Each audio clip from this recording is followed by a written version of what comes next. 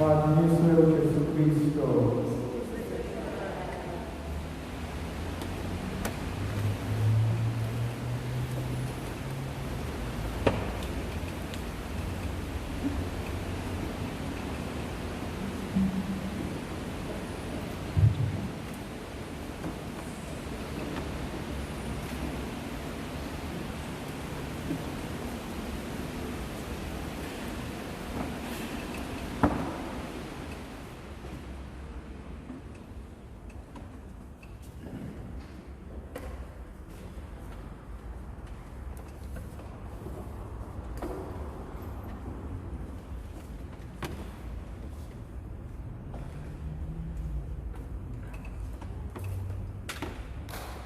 Asekhuleke.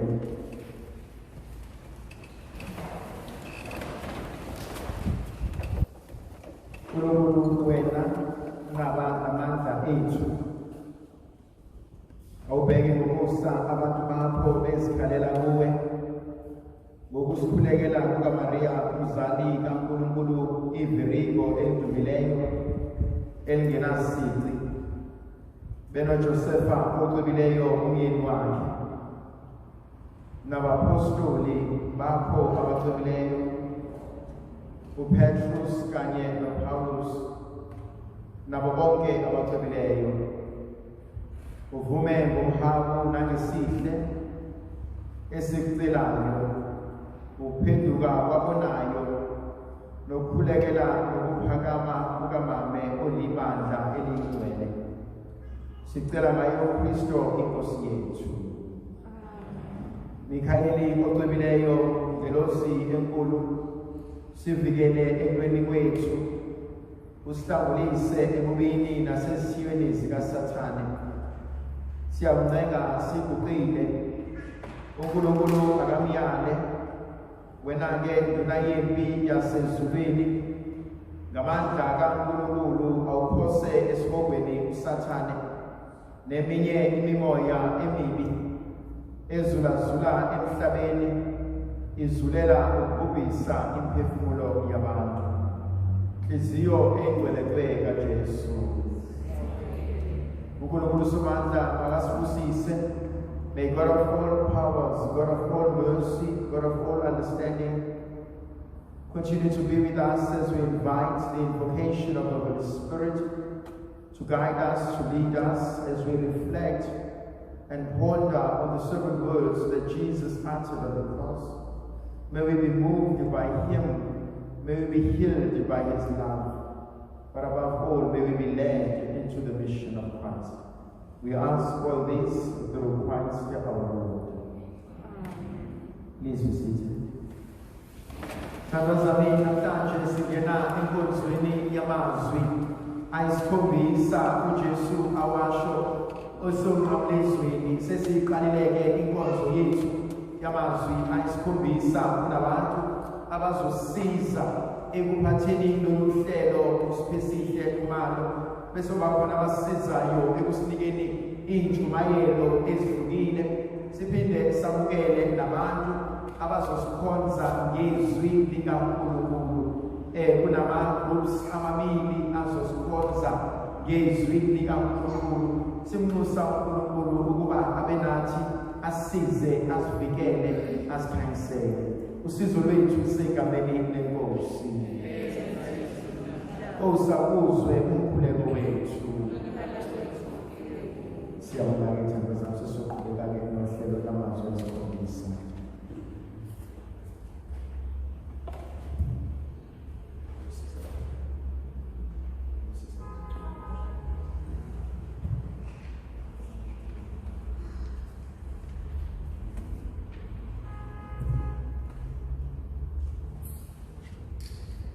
Oh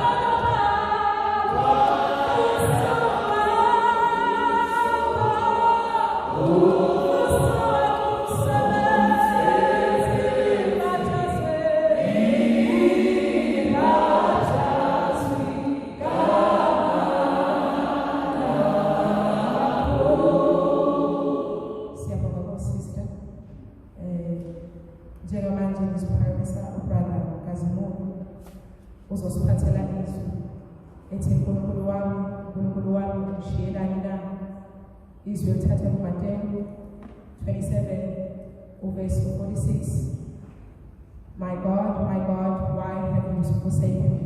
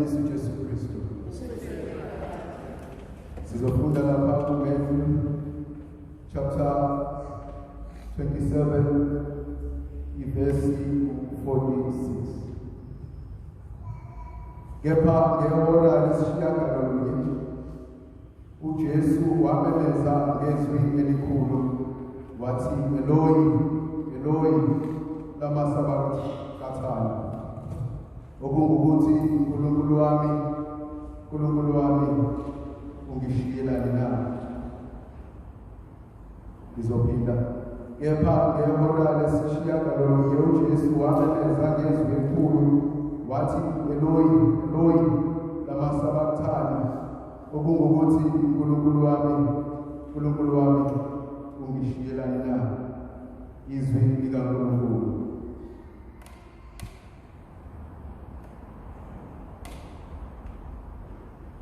La sibona uJesu esesiphambanweni, indodana yomuntu isesiphambanweni.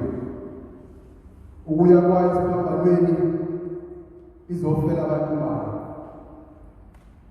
The only thing uJesu ayicabangayo njengoba esesiphambanweni ukusindisa abantu bakhe. Lithi izwi likaNkulunkulu walenga esiphambanweni emva kokuba eseshayiwe, emva kokuba esehlukunyeziwe, emva kokuba esezwe bonke ubuhlungu, waselenga esiphambanweni isikhathi. Kwathi selifikile ihora lesishiyagalolunye wasememeza ngezwi elikhulu wathi, Nkulunkulu wami, ungishiyelani na?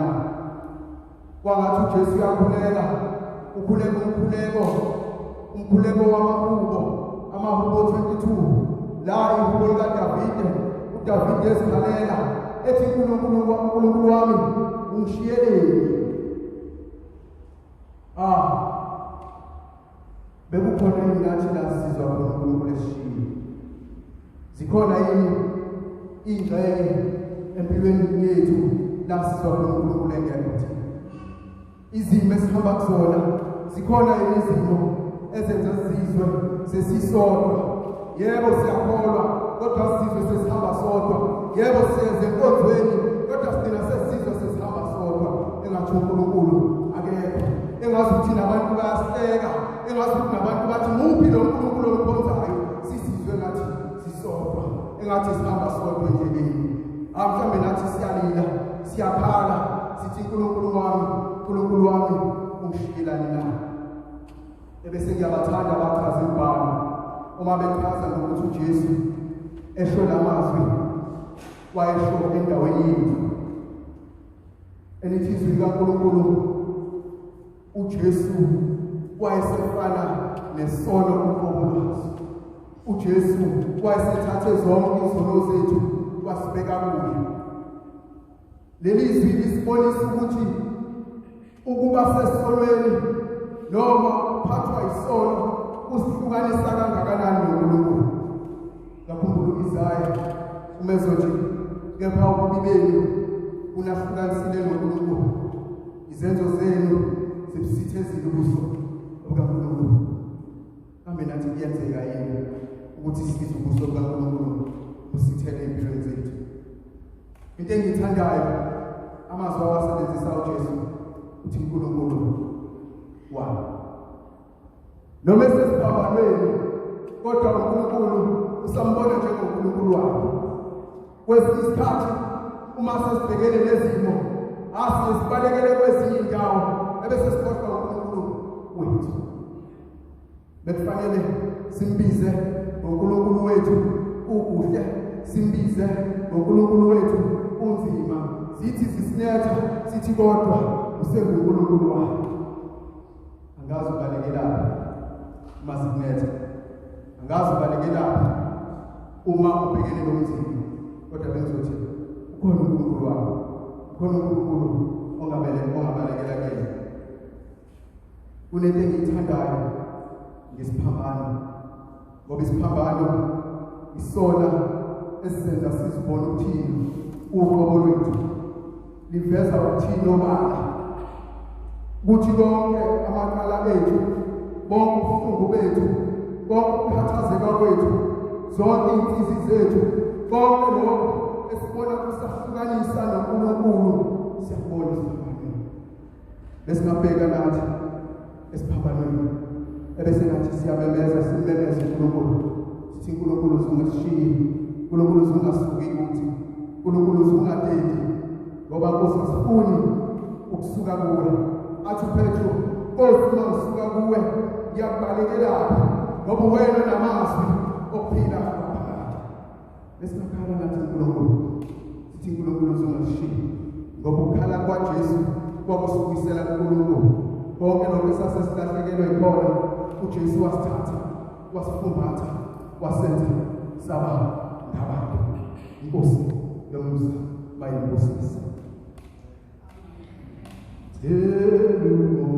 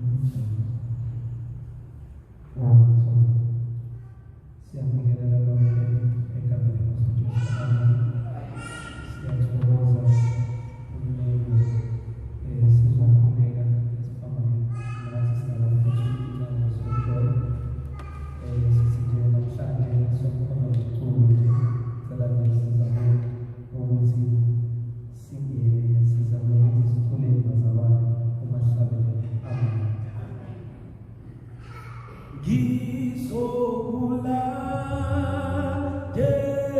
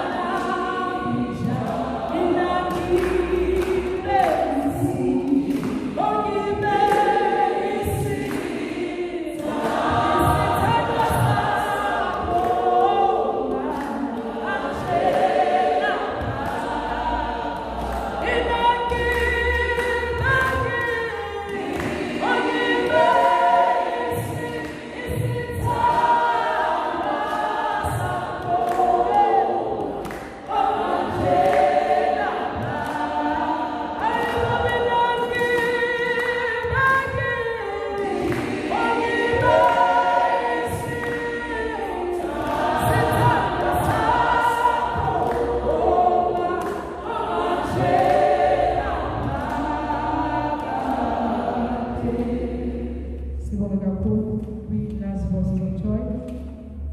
Sizongena ezweni lesibili esizophathelwa ubaba uDobo. Baba, bathatheleni ngoba abakwazi bakwenzayo. Father, forgive them, for they know not what they do.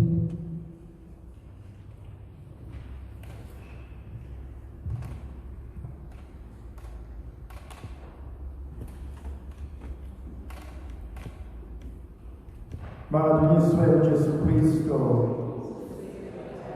Namhlanje izandla zami, I would like us to reflect on the Gospel of Luke, chapter 23, in verse 33 to verse 34. When they came to the place called Golgotha, they crucified him and the criminals there, one on his right and the other on his left. And Jesus said, Father, forgive them. They know not what they do. They divided his garments by casting lots. Thandazami into yokuqala engifisa ukukhuluma ngayo is that they came to a place called Golgotha. It's not as if indawo ababengayazi. Indawo uJesu ayethi mhlawumbe behamba ayibone kwindawo ejwayelekile.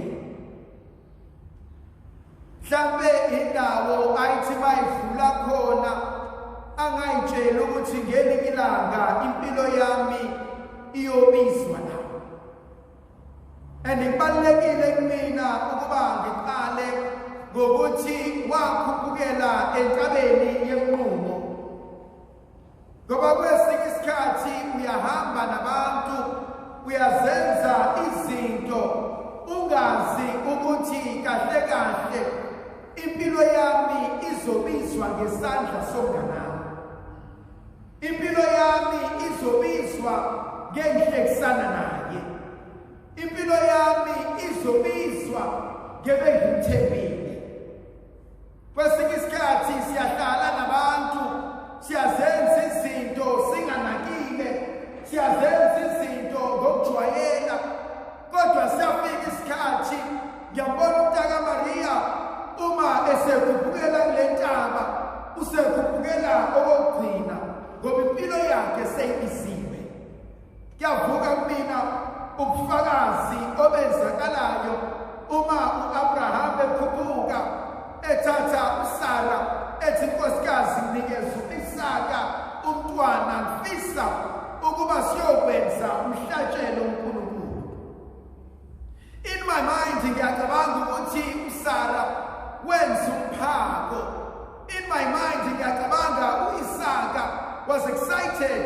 Sasa ngizovuka nobaba, sasa sokhuphukela entabeni nobaba. But ngiyacabanga enhlizweni kaAbraham uyambuka umfana uthi baba ngicela ukusheshe ngiyolala khona ekuseni sovuka sheshe sambe. And yet mhlawumbe uthola ukuthi uAbraham enhlizweni yakhe uthi Nkosi ngicela umisi ilanga, uthi Nkosi ngicela ubusuku obungafiki ngoba kusasa inkonzo ongibizele yona inkonzo engiyisayo. And I can imagine uSara ethi baba umfana wami ethi hambani kahle ethi sithandwa sami athi ngicela uqaphele mawukuthi uIsaka begula amnika amaphilisi athi ngicela umnikeze uma sekwenzeka ukuthi umnika isifuyo sakhe cela kodwa ukunakekele khona ezobuye safe. If only she knew this was the final goodbye, what would she have done? And so kuyavuka kumina uJesu uma ekhuphuka eyakule ntaba sekuphelile. Sashiya konke kusazi. And so ithandazami yavuka kumina inkonzo yokuhamba endaweni kaNkulunkulu ngokuhlonipha. Yavuka kumina inkonzo yokuhamba ezwini kaNkulunkulu ngokwazi ukuthi Nkosi, just because ngivukile it doesn't guarantee ukuthi ngizolala ngisaphila. And so inkonzo yokuphuma ekhaya thina sikhule kuthiwa awukwazi ukuphuma ekhaya udinelwe abantu abasendlini. Awukwazi ukuphuma ekhaya ningakhulumisani. Awukwazi ukuphuma ekhaya izinto zingalunganga ngoba hlezi ungabuyi uphila. Thandwa zami siphile ezweni la umuntu ethiwa ube nomkhuhlane manje wayesibhedlela akabuyanga. Abanye bethu sehlobo esindile sikhuluma naye izolo kwangena ucingo namhlanje kwathiwa sekuyabheka. Abanye bethu sikhulume naye sesibhedlela wahleka kwathi ngiyabuya kusasa kanti uzobuye seyisidumo. Until inkonzo kuthiwa they came to a place. But also I like to play with the words they came to a place. Have I reached a place empilweni yami la ngihlukanisa khona inhlobo lesixhanti? Have I reached a place empilweni yami la I can say okudala sekudlile sengifuna ukuba isidalwa esisha? Have I reached a place in my life where I say sengikhathele ngesakufuna? Have I reached a place in my life where I say I can no longer live like this any longer? Have I reached a place empilweni yami where I say ngikhathele ukujabulisa abantu at the expense of the truth? Have I reached a place in my life where I say intokozo yami manje ihlala kuwena Nkosi? Have I reached a place in my own life where I say ngikhathele ukulwa nabantu? I just want to find peace within myself. Have I reached that place? The longest journey that a person will ever take is a journey to the heart. Kwesinye isikhathi siyayiphila impilo yokujabulisa abanye abantu. Kwesinye isikhathi siyazenza izinto ezenza abanye abantu bathokoze, kodwa mina ekufeni kwami ngamboni uNkulunkulu. The point enye engithintayo lithi izwi likaNkulunkulu walengiswa lezelelesi. Show me your friends and I will tell you who you are. The birds of the same feather flock together. Kunabantu esihamba nabo esitshela ukuthi bangabangani bethu. Kunabantu esibatshela zonke izinto esikhipha kusenhlizweni esitshela ukuthi they are here to listen, they are here to shoulder me, they are here to support. But abanye babo, they are not here to listen, they are here khona bezokutshela ukuthi satshentshe ukubayisa. Kunabanye abantu esibatshela izinto esibalekile kodwa ngene imilanga bazosisuka ngazo. Kunabanye abantu we've opened our hearts to them kodwa ngene imilanga bazohlekisa ngakho.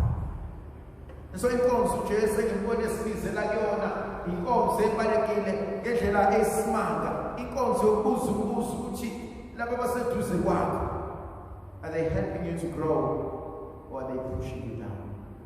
There's this one we call a PhD syndrome, pulling down or pull it down. Kunabanye abantu who can never sit and celebrate your own success. Kunabanye abantu who have a problem babebona uNkulunkulu ekusisa. Kunabanye abantu abakuzondayo bakuzondeli ukuthi wenze kabi, bakuzondela ukuthi uhambe kahle, bakuzondela ukuthi uNkulunkulu uyakusisa. Go back to the story of Cain and Abel.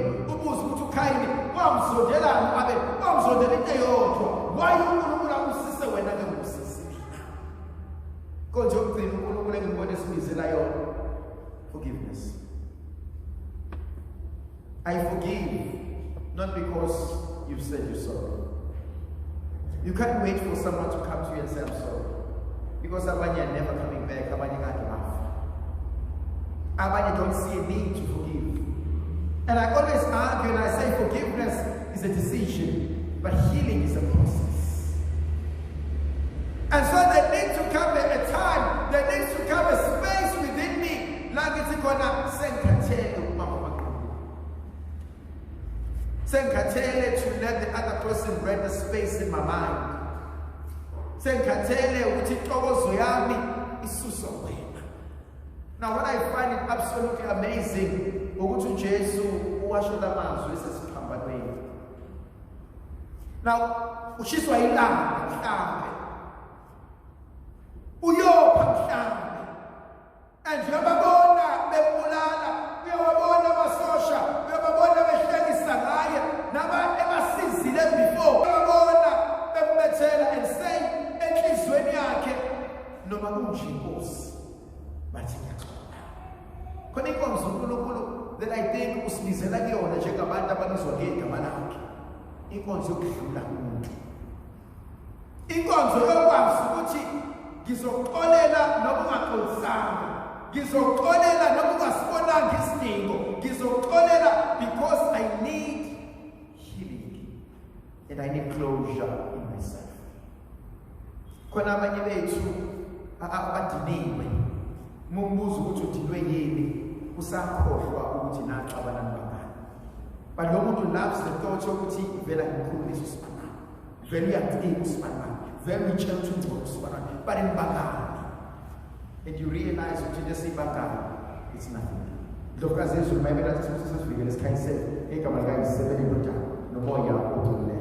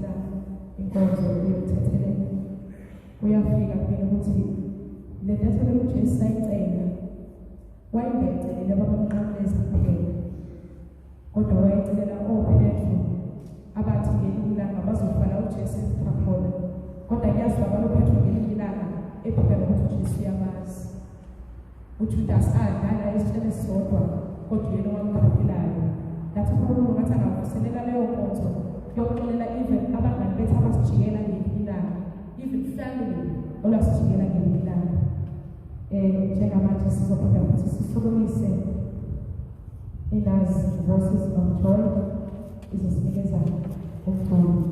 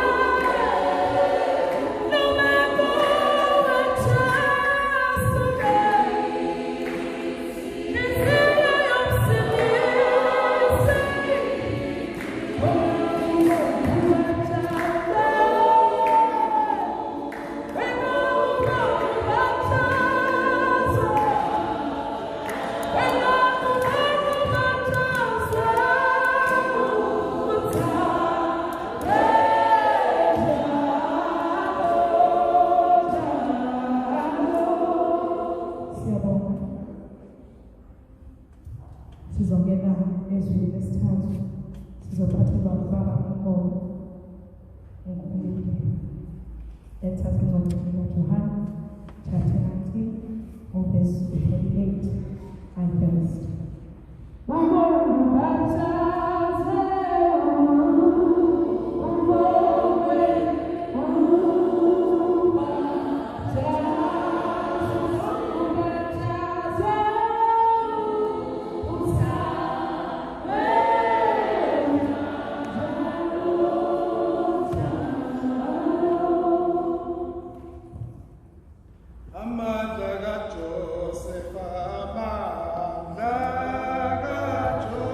Joseph.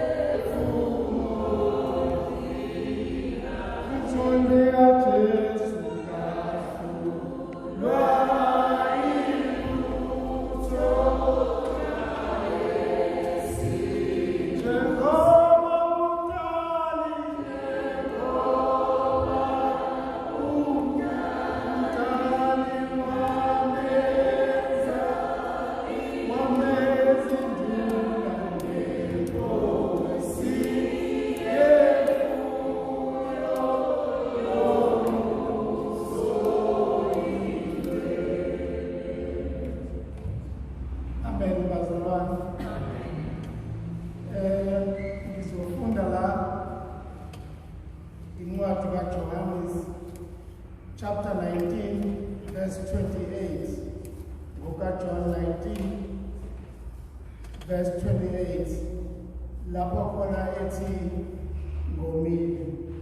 Emva kwalokho uJesu ekwazi ukuthi konke sekuphelelisiwe ukuba umbhalo ugcwaliseke, wathi ngomile. Wenhliziyo yomsindisi ngibala kule ndawo, wenhliziyo yomsindisi ngibala kule ndawo,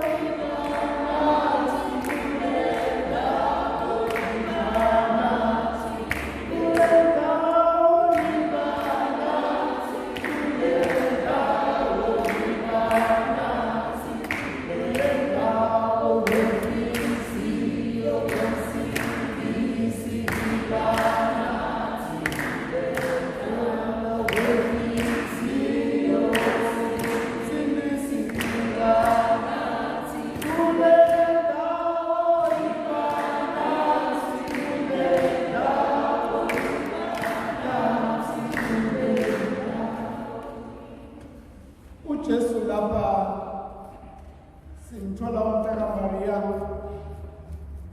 emva kokuhazuka nokuhlukumezeka okukhulu obekubukwa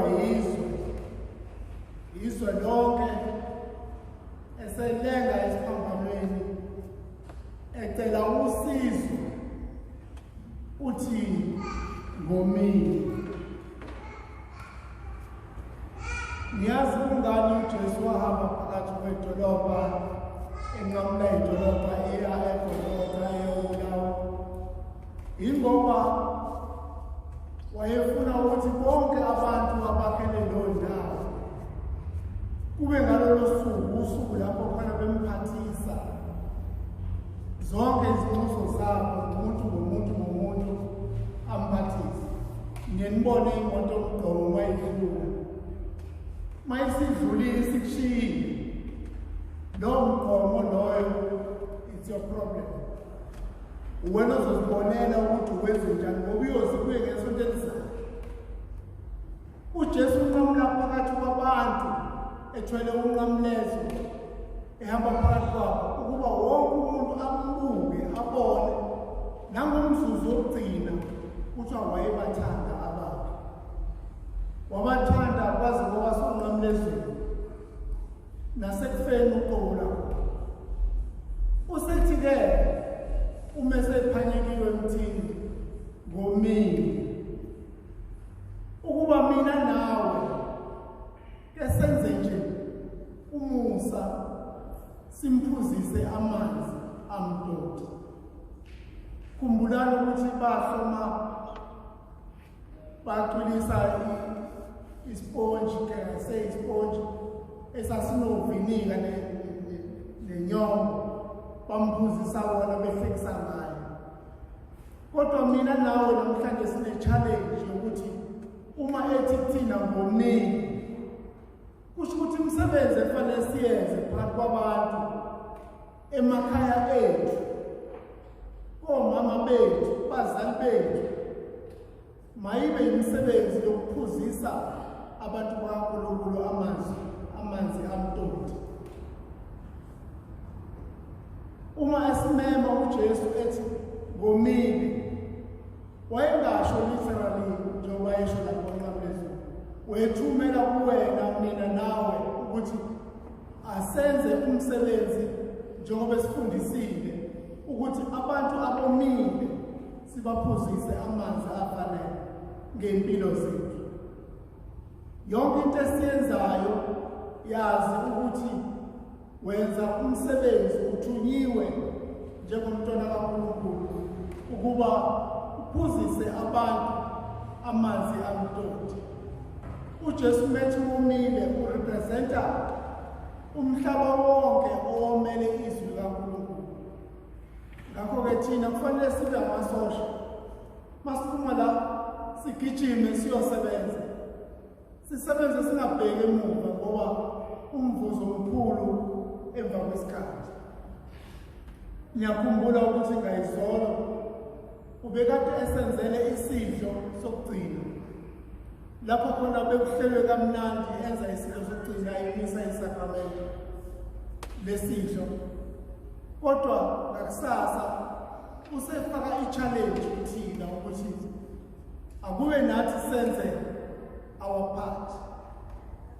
So indlela yokuthi simbuyisele okuhle ukuba senze siphuzise abantu bakaNkulunkulu amazwi nangamanzi amtoti nempilo zethu zishintshe senze okuhle njalo ngaso sonke isikhathi ukuze phela abantu babone ukuthi singamakhono. Inkosi mayibusise ukufunda kwezwi layo. Amen.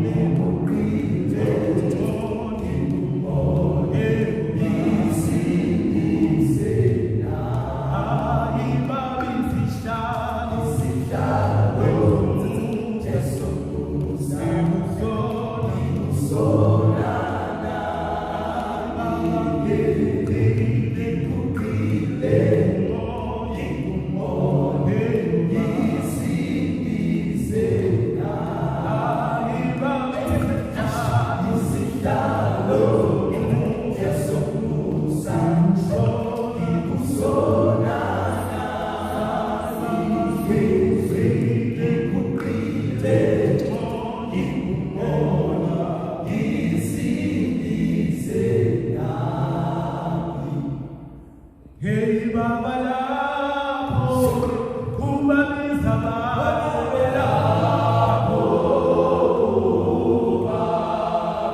bizama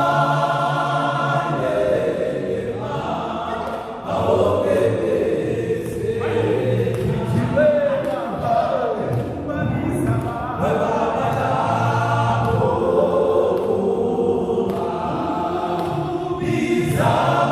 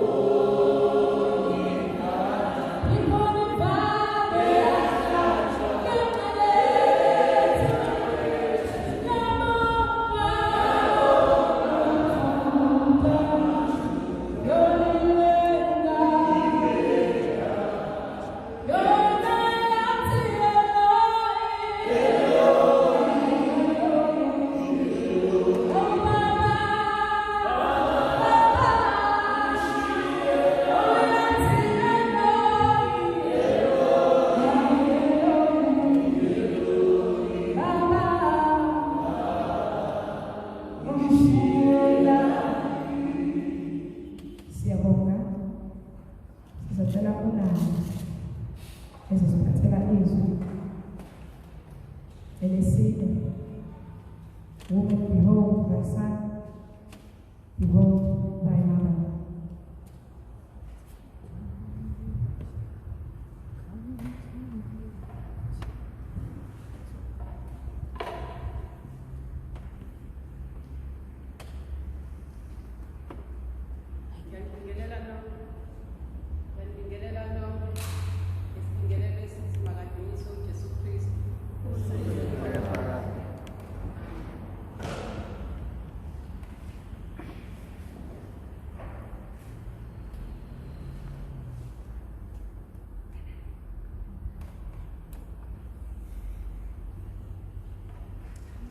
Umazwi ayisikhombisa uJesu eseyalele amazwi okugcina awakhuluma.